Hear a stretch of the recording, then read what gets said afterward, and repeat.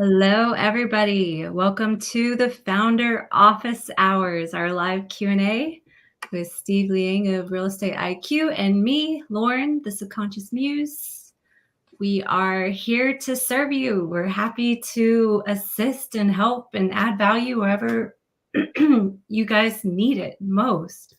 So if you're joining us live or if you're able to watch this, you have any questions, if there's something you're currently dealing with, any kind of challenge, any struggle in your personal and your business life, as they are both extremely interrelated, please let us know. We'd be happy to assist and help you. So without further ado, got some fun topics today. When we first started this, our idea was to also, when needed, talk about things that we were discussing at Level Up Club the day before.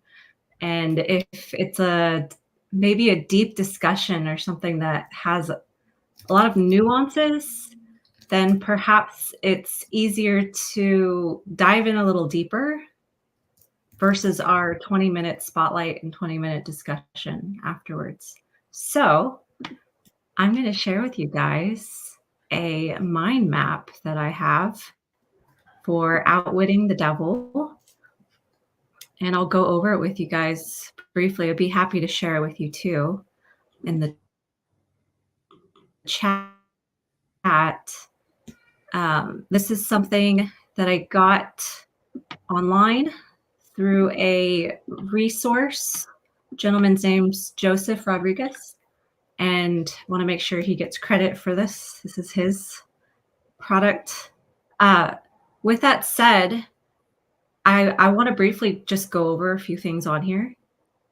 The whole book that we discussed yesterday, again, Outwitting the Devil by Napoleon Hill, is allowing people who are at a state in their lives, perhaps they are in a dark place or uncertain, or there's maybe just nothing's going right and they keep running into walls or regressing or rebounding, whatever terminology you want to use, potholes, roadblocks, the whole 9 yards. This book is really good for people who pull out of that state in the most effective and most efficient way. And we went over a lot of the details yesterday. This is a really brief overview. There's so many deep, thorough concepts in there. Highly recommend the book to anybody, even if you're not in that state currently, because it will help you get out of it quicker. And perhaps even help support people in your world pull out of it quicker. So on this mind map, you'll see the premise is I cause people to drift into, and this is the devil, into inharmonious and unpleasant environments in the home, in their places of occupation, in their relationship with relatives and acquaintances, and to remain there until I claim them through the habit of drifting. I can best define the word drift by saying that people who think for themselves never drift, while those who do little or no thinking for themselves are drifters. A drifter is one who permits himself to be influenced and controlled by circumstances outside of his own mind, would rather let me occupy his mind and do his thinking than go to the trouble of thinking for himself. I break down independent thought and start people on the habit of drifting by confusing their minds with unprovable ideas concerning a world of which they know nothing. I cannot exist in minds who think accurately.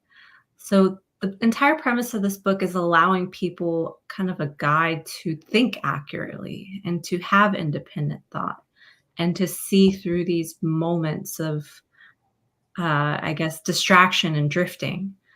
So a few things listed under the consideration: the possibility that beliefs can change, even to a slight degree, repetition of self-suggestion and or self-suggestion of the same intention from different perspectives, These are all things to consider. So that would be like affirmations, and the things that you are affirming or that you have around you are pushing you towards habits or living a certain lifestyle. So even the way you talk about yourself, even the way you talk about the tasks that you are enduring, uh, anything really.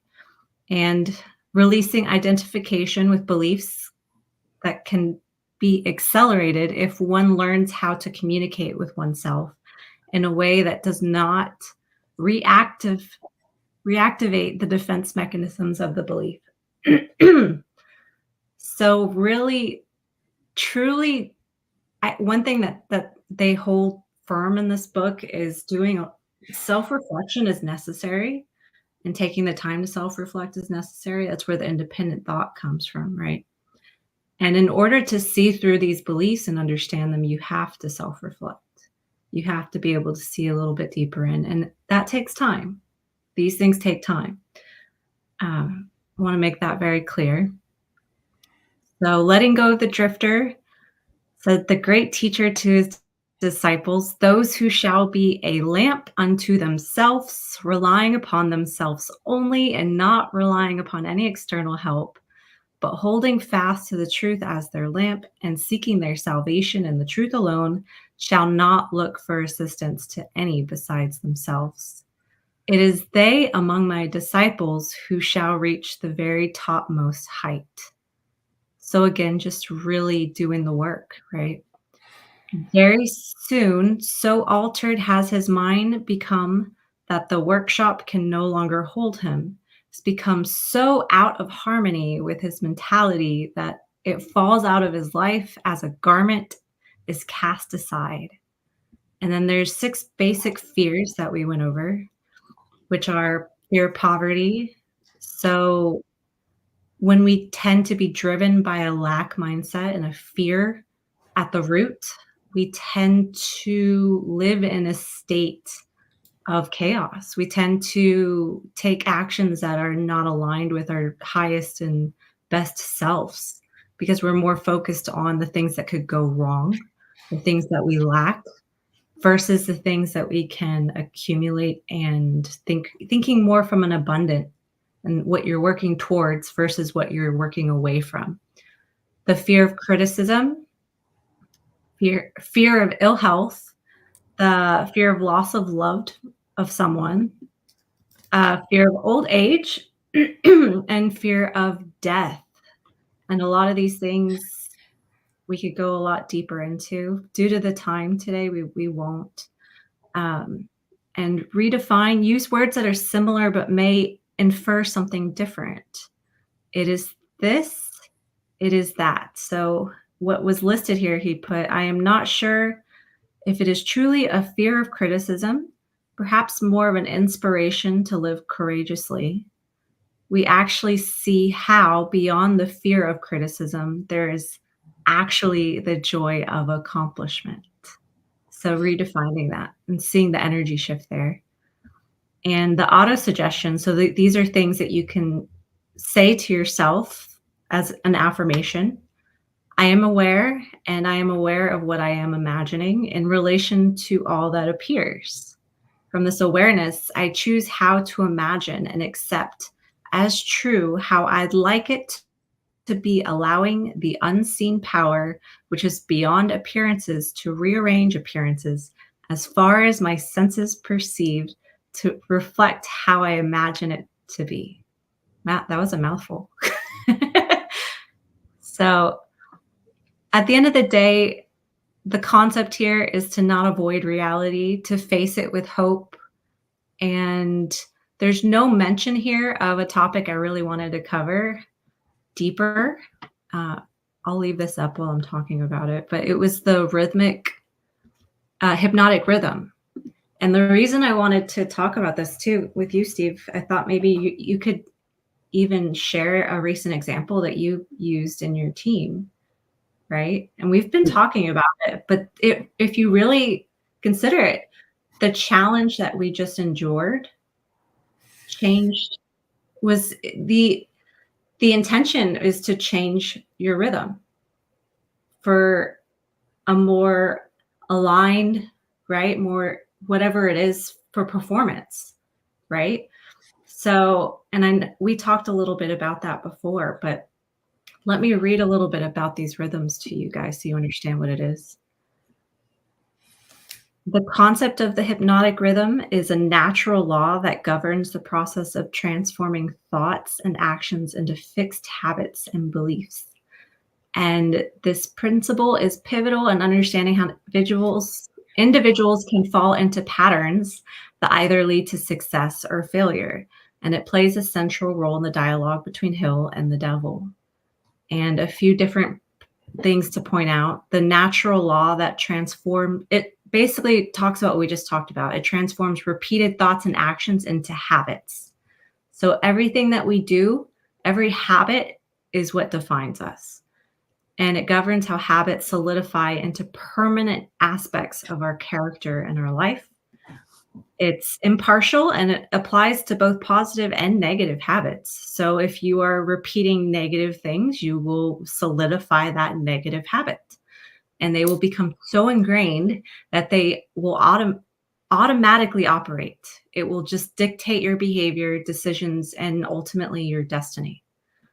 So during the discussion with the devil, he admitted that hypnotic rhythm to lead individuals into a state of drift was by making them susceptible to negative influences and failure. So viewing failure as a negative, right?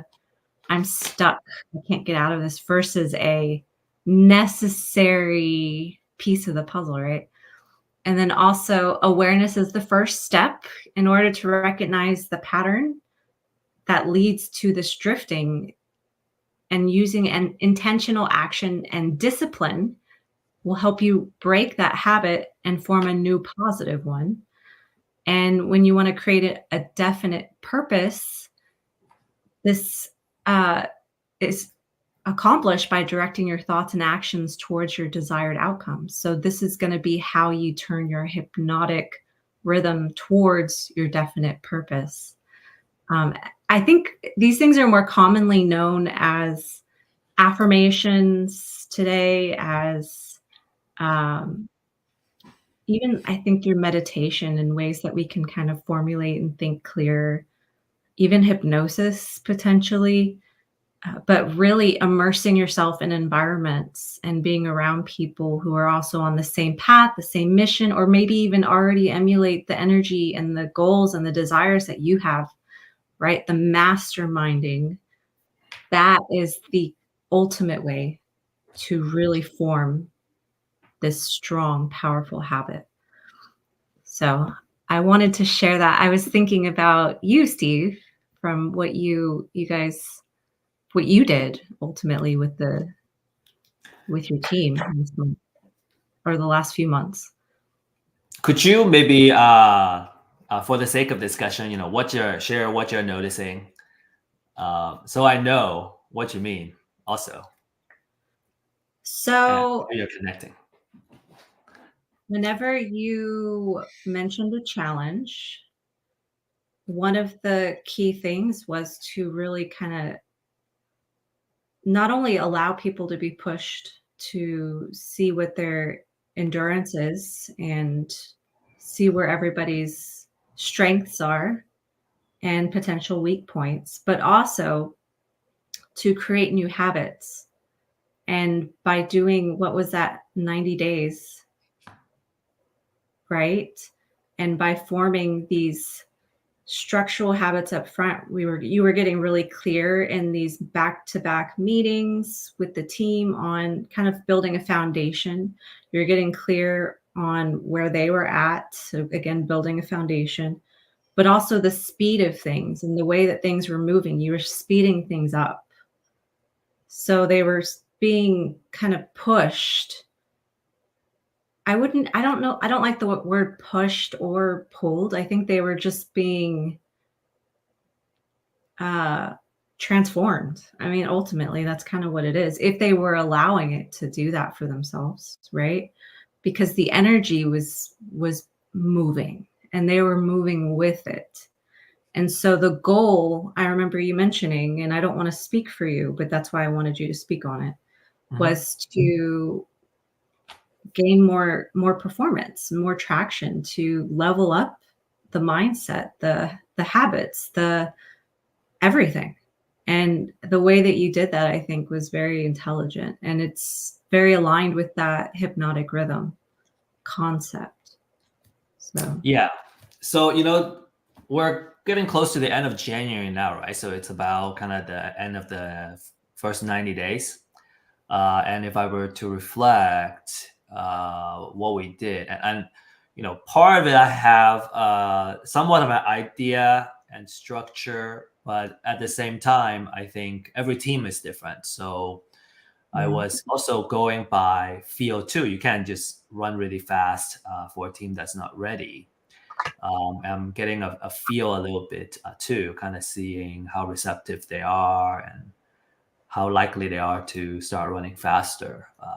I would say I was hoping that we could run faster, but now what I'm realizing, and kind of what we're realizing today, is a lot of the basic building blocks, right, was not there. Like they are doing certain things really well, but we're also kind of changing their focus, and they have to get retrained on the new skills.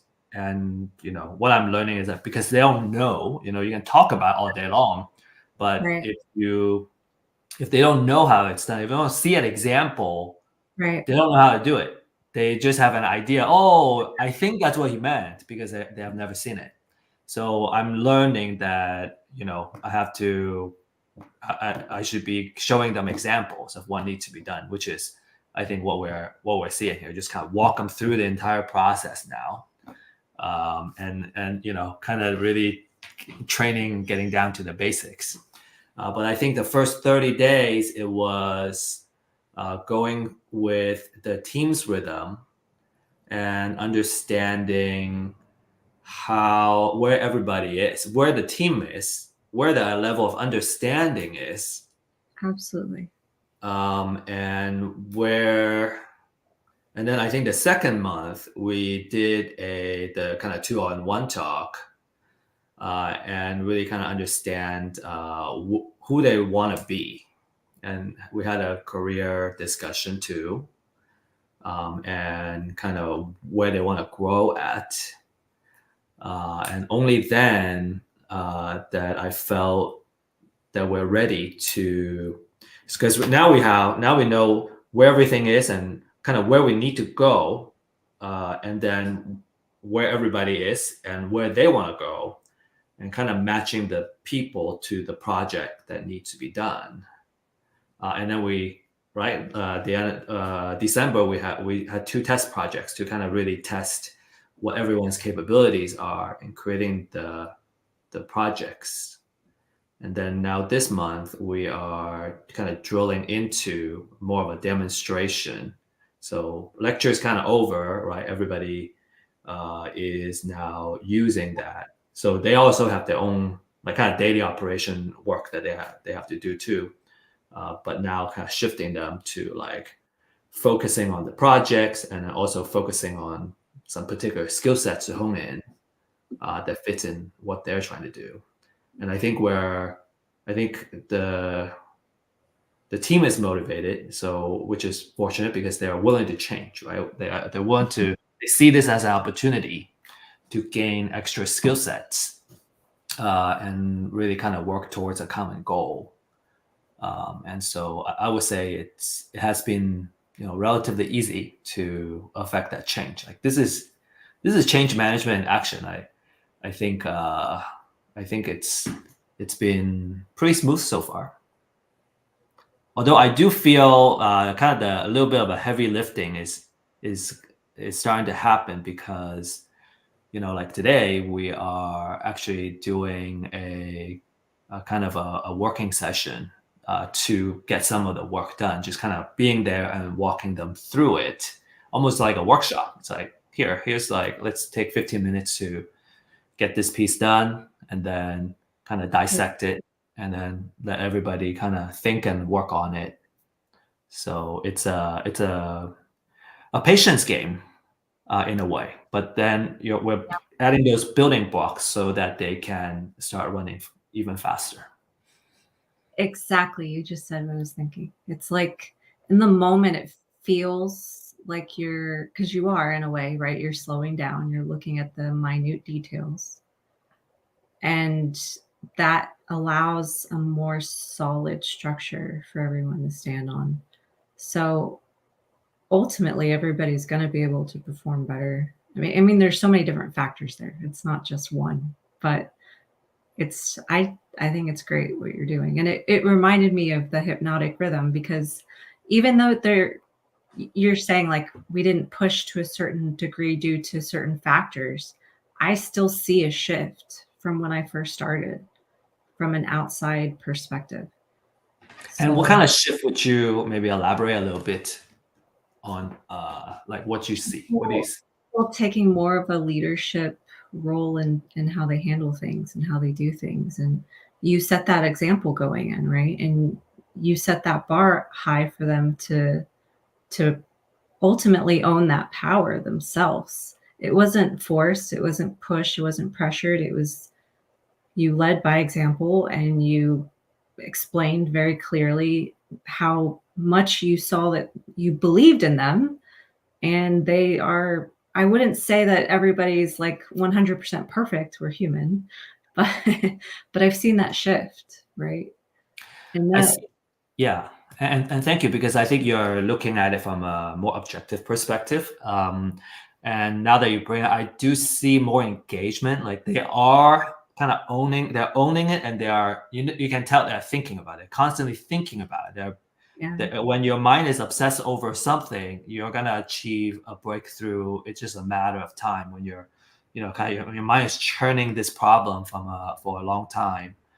And I was seeing that based on the questions that they were asking, and they were very practical, kind of tangible questions. And yeah. What else? Yeah, and I the thought it was a creativity. very high standard. And the Go ahead. creativity too, right? I feel like I don't know because I wasn't fully immersed before, but I feel like there's a platform for them to feel safe to be creative, right? So, like even today, talking about marketing ideas, and I don't know how deep you want to talk about it, but like just using some out of the box ideas on the nurturing campaigns, and totally being okay with that instead of, people holding that in and being afraid to voice it. It shows that they're growing in that way, or at least they're enjoying what they're doing. So, Yeah, that's true. I see that. Yeah, there are some crazy ideas that was proposed today, and I thought it was okay to test it. yeah, But I mean, why not? it was kind of tangent, but I was like, maybe trying that is okay, Right? because I think there's not, like, even if we fail, we just need to rework, right? So I think as long as they take ownership of that and like just keep refining it, they're all good ideas. Yeah, absolutely. So I thought that would be a good example. And just in general, like the masterminding with if you really think about it, that's what you're doing with your team, right? You're getting all these brains together and you're allowing everyone to be creative with their ideas. And I was also surprised because when did we start putting all these building blocks together? Was it this month or was it last month? Last month we had a week where the holidays kind of slowed down, and then January was when everything started kind of being built together. Right, the Figma, right? The Figma board and all that was this month, right? So in like 26 days, 25 days, 26 days, we're able to put all that material. I was surprised the collective knowledge, how much is there. Yeah. and then kind of having that now as the collective brain, right? All the raw material and the building block are there. So they just need to go back and use the material as inspiration for their creation. And I think, last year we held a couple of workshops on marketing. And I guess we never went into this kind of depth because we had some theoretical businesses and everybody has different businesses, right? So it's hard to really dive into like one business, one thing, and like really, really go deep in it. And also we didn't use Figma as the tool to really do this. So I think we're really kind of hitting the point here this time around. Is my face frozen on the Yeah, screen? it's frozen. It looks like I'm talking to you and you're like trying to talk. You're deep in thoughts. Oh my gosh, that's so funny. I'm trying to get it to stop freezing on my screen, but as long as you can still hear me, that's all that matters. That's so funny. See now, some people use a smiley face to replace kind of like a still shot so they don't need to be on screen all the time. I guess this is your still shot. I can imagine. I'm It's thinking, not bad. Let's take a screenshot of it. right? This would be What are you doing? What are you doing? This is gonna be your Zoom, your Zoom photo. I will email that to you. Oh my gosh, this is so funny. I love that StreamYard has practical jokes today. That's great. Yeah, and talking about the hypnotic rhythm, I think I'm still digesting and kind of figuring out my own personal operating rhythm versus aligning that with the team's operating rhythm. Yeah, I hear. Because it seems like every day, like I get a couple of extra tasks that just kind of shows up. It's kind of interesting that how this happens, but I'm always like just kind of open to like, oh, you need this, let me help you. So I always end up kind of having a couple of extra things, and then kind of being able to provide the things that the team needs to continue to advance, and kind of leading the project, right? Kind of putting the project structure together, just a little bit of timeline, so I have a better idea of where we're going and how long it's going to take. That has also been another part that I didn't anticipate to take on, but just kind of ended monitoring that. It's good that you're experiencing this though, and I think I mentioned this in the beginning. It's like coaching clients. It's the same kind of energy, right? Because everybody's different. Every team's different. Every rhythm's different. Everybody's dealing with different stuff, different knowledge, different expertise, different everything. So it's really hard to just place one concept on everyone and say this is how it is always. So I think it's important to remember that and to just to understand that these things take time. It's not going to happen overnight. And I think the way you're approaching it is very reasonable and personally not talked about often, perhaps, because there are a lot of people who are just very idealistic in how they approach things. Yeah, I think until you it just takes time. Until you roll up your sleeves and really, really kind of get in the game, oh, you're back. Look.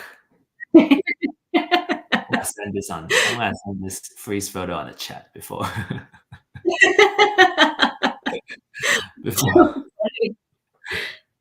Does it go here? I don't think so. I'll just email that to you. That's hilarious. What was I saying? So because I think when you're so where do I want to go? I think every business is it's its own, Entity in a way. right, its own beast, right? Yeah. So, and it could be a bunny, it could also be a lion, and I guess until you get in there and like really figure out how it works. So the general concept is the same, but when it comes to I think an organization is made of people, right? It's the group and the culture and how everything works. I think it's fun when we are all the way in the game because you get to know everybody, and especially when you're able to build a good relationship, right? Everybody feels like they are aligned and moving Yeah. forward together. You Yeah. like each other, good culture. It's very fun. It seems to me pretty easy. Important. It's important. And then everyone's willing to go the extra mile too, just to get things done, no, for the good of the organization. And I think that's always the most fun because you enjoy the team and you enjoy the environment. And I guess on the other hand, there's also teams with bad culture, bad players, and it can very quickly go downhill. And so I guess there's just a lot of complexity, and I find myself, because I'm not just solely focused on this, right? I'm working on a couple of other projects myself, but I find it the most engaging because it's using so many different parts of what I had known before, but now I'm playing it on a different level in terms of guiding the team and also demonstrating. So I'm kind of also doing it again, but doing it on maybe a higher standard than what I did before, to Right. kind of show them what I wanted to do as a demonstration. So that's also challenging too. So it's it's fun. It's fun. It takes a lot of my brain energy. Sometimes I feel like, but it's good. Yeah, it's a new venture in a way, so it's a new muscle, and eventually it'll just be another thing that you love so much, and it won't be so, I guess, I don't like the word overbearing. It won't be so intrusive on your thoughts. How about that? I feel like perhaps it would be because different organizations have kind of different problems, so maybe it's kind of challenging in maybe in different ways. The challenging part, I think, is always going to be enjoyable, though. Yeah. Right?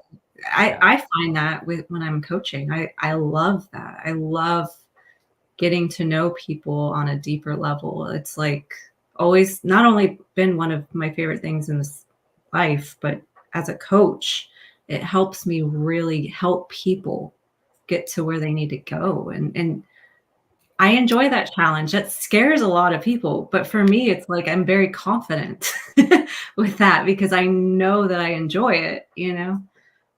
So, and I guess there can always be a little bit of obsession with that. Every time I start with a new client, I feel a little bit of like, okay, I need to make sure I'm focused and I'm doing everything to get this person, because that's how much I care about it, and that's how much you care about your job and what you're doing. So I think that's natural. I also think it's necessary too, right? Talking about organizations are all kind of their own beast.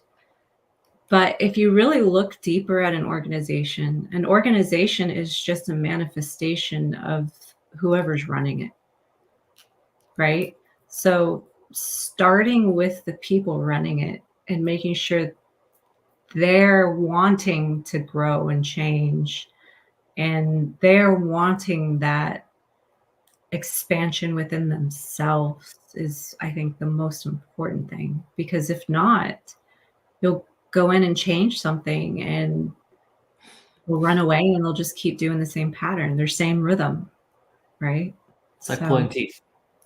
Yeah. You need to have committed people. I think it's just so much easier when they're committed. And accepting that very early on is key, right? Yeah. But yeah, it's interesting because everybody has their own, if you really look at it, it's like we all have our own fingerprint. We all have our own impression on the people around us. We all have our own impression on the people we work with. And so every single organization is going to be completely different, though there are going to be similar patterns, right? Because you're going to notice like similar, okay, this person did this and this person's doing it too. And I kind of see how it's creating a similar thing here, right?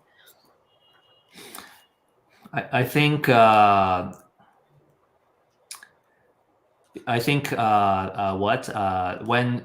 it's a solopreneurship, you know, and you're more focused on getting things done by yourself, right? Your own productivity, right? Your own self-mastery.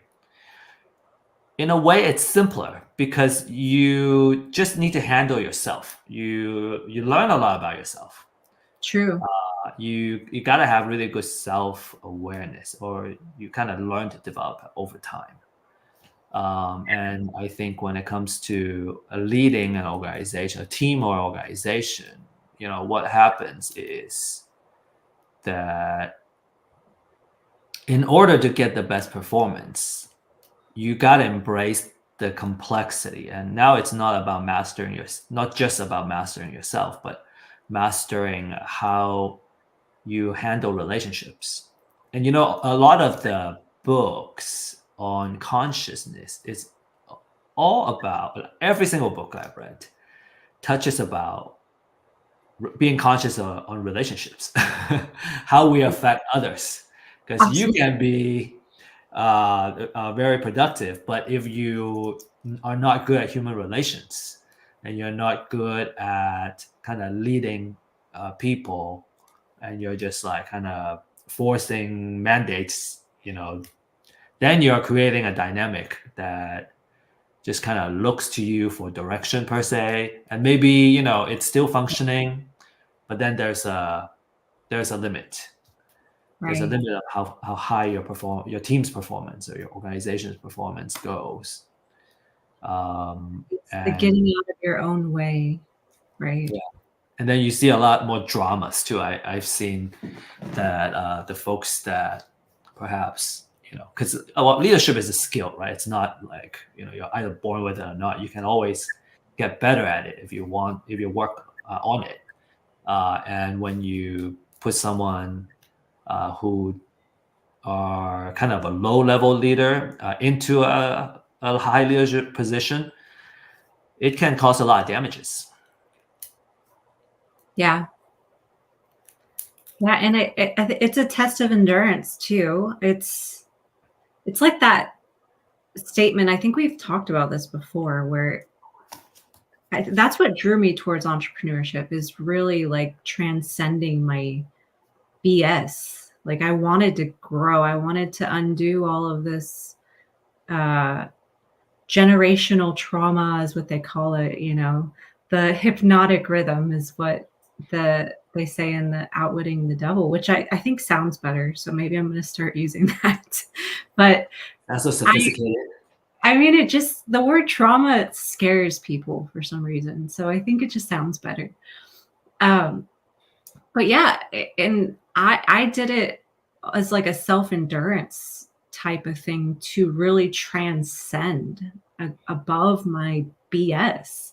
And I still, and you'll hear this from everyone, we're all human. We still have days where we are confronted with things as we are unraveling these things, but you get through it quicker, and it just depends on how bad you want it. And that's what they talk about in the book too, that if you really have a burning desire for something, and I'm going to the grave with this desire, it's not going anywhere. I have a very strong desire to continue until the day I die, to just be a better me. Like I know I can continue this until that day, but doing that work and knowing, right? Like you're going to hit roadblocks. You're going to hit these moments where you feel uncomfortable or you get confronted with your ego and it's easier to blame other people, or you're just in a state where maybe you're not quite ready, but you're being pushed to be ready. And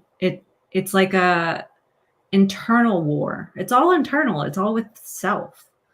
So those are all things that hold people back in this journey. And it's not just entrepreneurship. It's really just anybody who wants to grow, right? It's an athlete who wants to get to the next level. It's a performer who goes on stage and keeps getting stuck at a certain line in a script. It's anything. And it's always ourselves. And it's because we're not doing the work. And that's all it boils down to.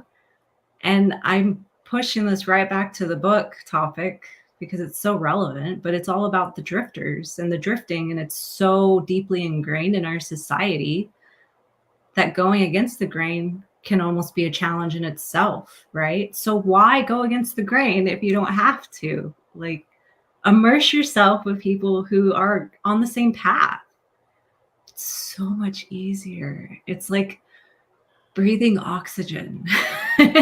It's like not feeling like you have to convince somebody that the way you're living or doing things is the way you want to do it. Because when you go and try to do that with people who don't have the same aligned beliefs or world, and I'm not saying completely get rid of or hate those people, but it makes it harder. Your whole world adds that much more distraction, and that turns into addiction, that turns into drama, that turns into self-sabotage, because you have that influence in your world still. And if you can become consciously aware of that and become conscious in how you manage those interactions, even if that means the way that your mind is approaching the conversation so that it doesn't affect you, your whole world will change. Because then you'll know there's no one else to blame but yourself. You can sit there and point fingers all day. And yeah, there can be people in the wrong role, but if they really want something, they'll make it work, right? That's what it boils down to. Yes. Let's talk about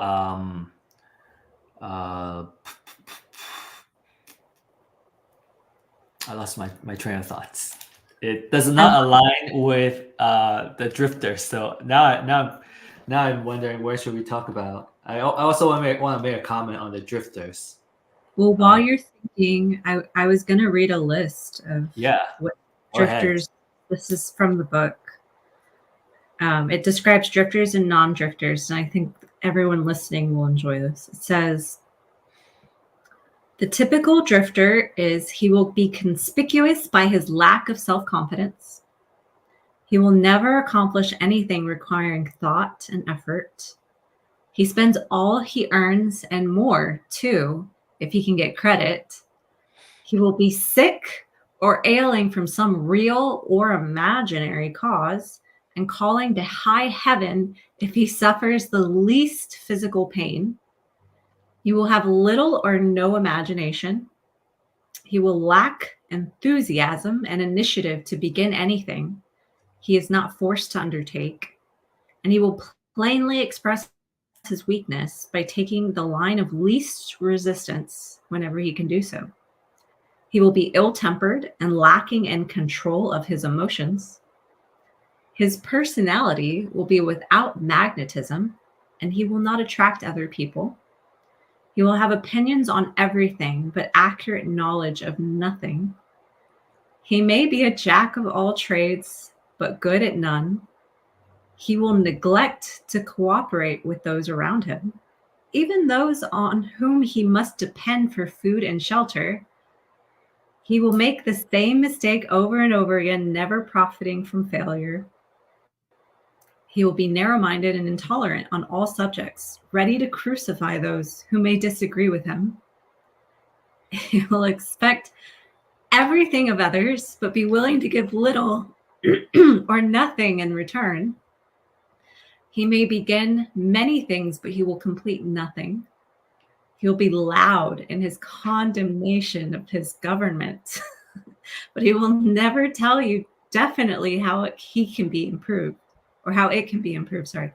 He will never reach decisions on anything if he can avoid it. And if he is forced to decide, he will reverse himself at the first opportunity. He will eat too much and exercise too little. He will take a drink of liquor if someone else will pay for it. It's so specific.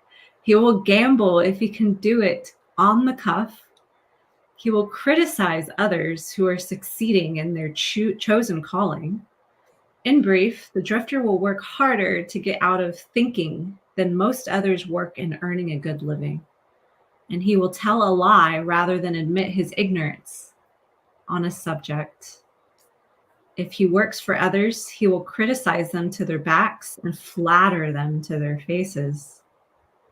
And then there's a description for non-drifters, which is he is always engaged in doing something definite. There's some well-organized plan, which is definite. He has a major goal in his life to which he is always working, and many minor goals, all of which lead towards his central scheme. The tone of his voice, the quickness of his step, the sparkle in his eyes, the quickness of his decisions clearly mark him as a person who knows exactly what he wants and is determined to get it, no matter how long it may take or what price he may pay. If you ask him questions, he gives you direct answers and never falls back on evasions or resorts to subterfuge. He extends many favors to others, but accepts favors sparingly or not at all. He will be found up front, whether he is playing a game or fighting a war. He does not know the answers, or if he does not know the answers, he will say it frankly. He has a good memory, never offers an alibi for shortcomings. He never blames others for his mistakes, no matter if they deserve the blame. He used to be known as a go-getter, but in modern times, he is called a go-giver. You will find him running the biggest business in town, living on the best street, driving the best automobile, and making his presence felt wherever he happens to be. He is an inspiration to all who come into contact with his mind.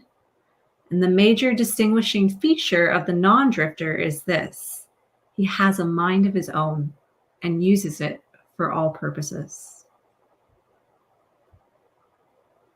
That's a checklist right there. Yeah, right? Or a template. I agree. It's a good lead magnet. Right? Oh my gosh. Yes. Gold. You have two. You have one. You have the. I guess you can. It's one lead magnet. I guess. Yeah, I also was thinking that guided meditation was pretty good yesterday too.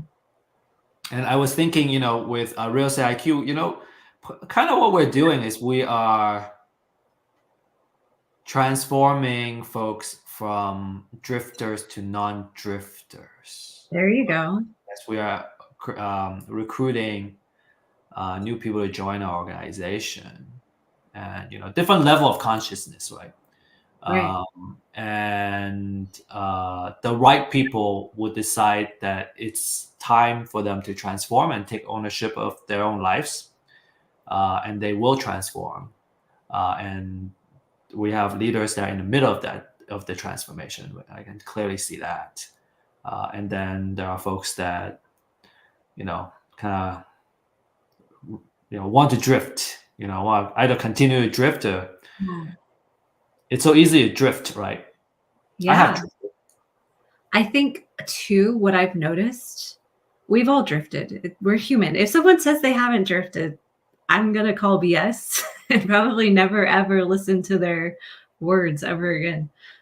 Joking, but maybe not really fully. Anyways, if somebody is closely related to somebody who completely is defeated or gives up on something that they're working towards, I find that they're more susceptible to give up too, because they start to kind of see like they start to believe the things on the negative side of things. So you have to be very careful. Like I know, and this is like very relatable but unrelatable. When I'm in a low state, and when I say low state, I mean low energy. I'm not in a it's not as easy to just get up and get moving. It's usually because I've been working hard or pushing myself hard for a while, or something happens and my body's tired, right?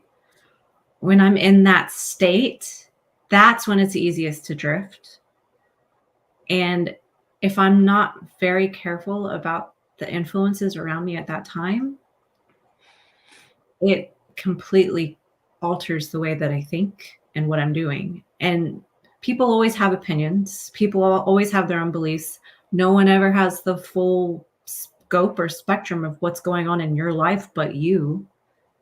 And so I've learned over the years to be very intentional with like who I share things with, when I share things with people, and how much I share. And not only that, who I trust to share certain parts of myself with. Like there's some people I know, I'm very intentional. There are days where it's a little harder, but I'm still very honest about where I'm at, right? But I know like those people, I'm not afraid to show that part of myself because I feel safe with them. I know they're not going to judge me. I know they have my best interests at heart, right? It's like what I tell Annabelle. I'm like, if you ever need anything, you need to come to mommy. Mommy's the one that is going to want the best for you, even if you don't want to hear it, you know? It's the same thing if you think about it, versus there's some people who are just always in drama. Like there's always drama going on. And usually it's because they're not happy with themselves.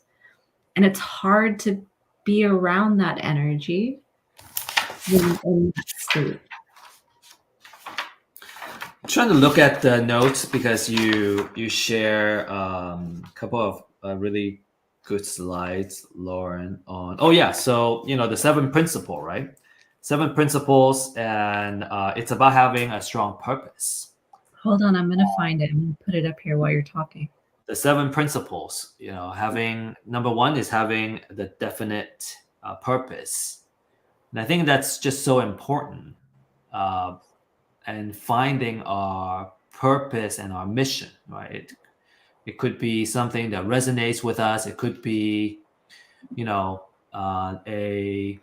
big mission that someone is pushing towards, and it also resonates you. So we can you join forces and do it together. But I find that when I have a whiteboard in front of me too.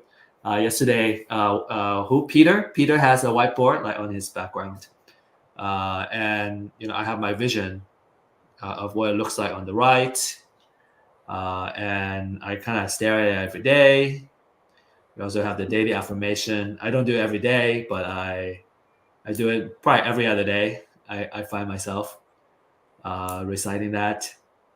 So just kind of like a constant reminder, and having that preoccupation before you accept other people's thoughts and ideas, because I think our mind is so susceptible to influences. The words are so strong. I never really truly understand and embrace the power of words until recent years. That what you have around you has tremendous effect in your mental state.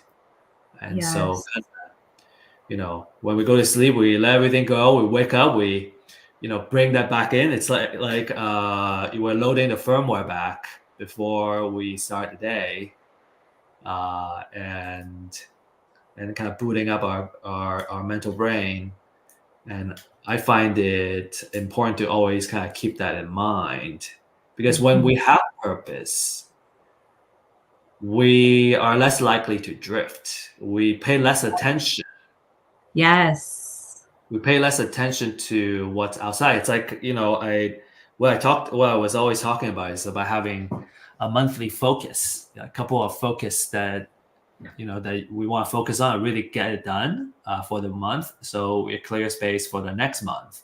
And I find a really good practice for getting things done and getting a lot of projects done throughout like this. So as an example, my wife and I, we have a mural board that we use to keep track of the things that we need to do.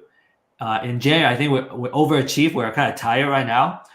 We got like 30, 40 items done. And I think that's just Nice. crazy. And I think we're going to slow down next month. But I think by having a clear kind of focus and a dedicated time to get That's those great. done, Yeah. we're able to advance more. It's this exact same thing, right? It's what you're focused on. So that's wonderful. So, Lauren, you want to tell us more about the rest of the 7 principles? Yeah, let's do it in the last few minutes. Why not? So there are 7 principles that the devil, while interviewed, said that are crucial for personal success. And number 1 was the definiteness of purpose. So just as Steve mentioned, having the clear and precise goals, it will help you avoid drifting. So you are focused. Mastery of self. If you have self-discipline and really challenge yourself to resist these negative influences, then you can stay aligned with your purpose.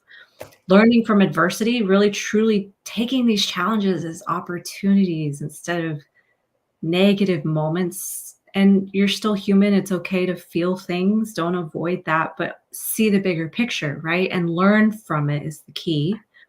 So that way you can no longer repeat those same patterns and hypnotic rhythms, right?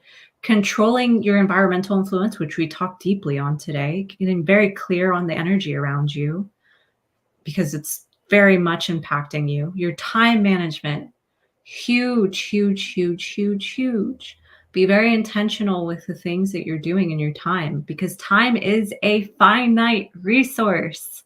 You can't get time back. Once it's gone, it's gone. I mean, I don't know about you, but I don't want to waste time. And it's sometimes easy to do that. And then you regret that feeling. So, harmony, maintaining balance, and ensuring that your thoughts, your actions, and your goals are in harmony. And that helps you lead more effectively. Things feel very effortless at that state. And then this one is the most important on the list, I think.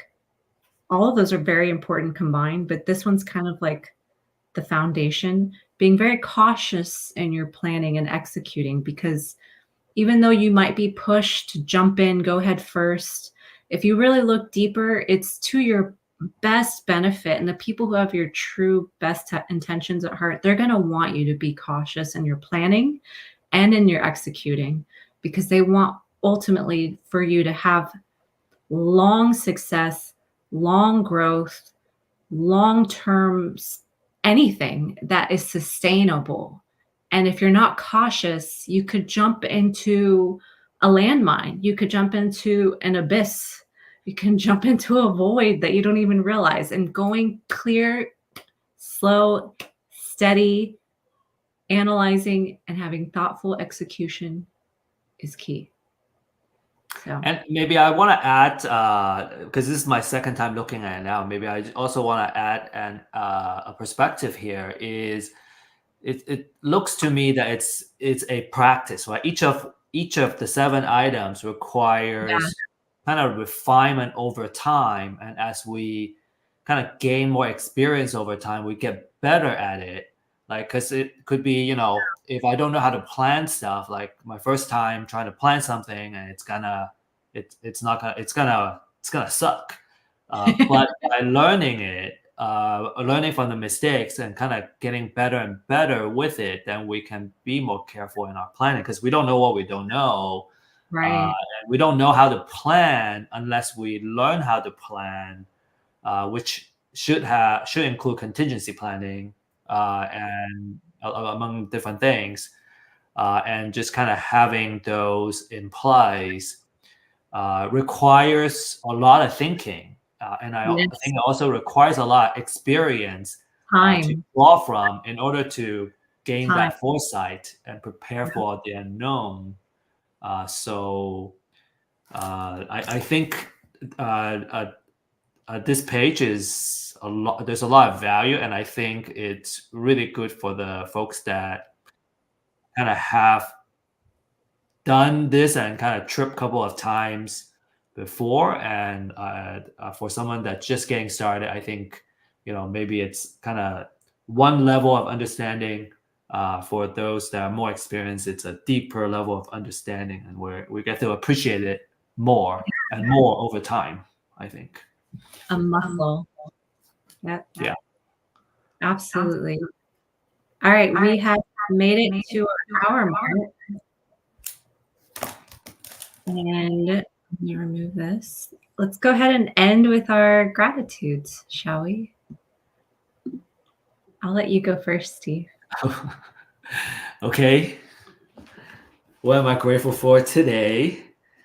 I'm grateful for the clarity that I have. I was able to obtain, kind of clearing a lot of the backlog and clearing my plate. So really thinking about how to articulate the next vision that we're trying to achieve, and just having a rough idea outlined right now. So I'm grateful for that, and also grateful for the second look of this book summary, Lauren. Actually, I learned more today because Nice.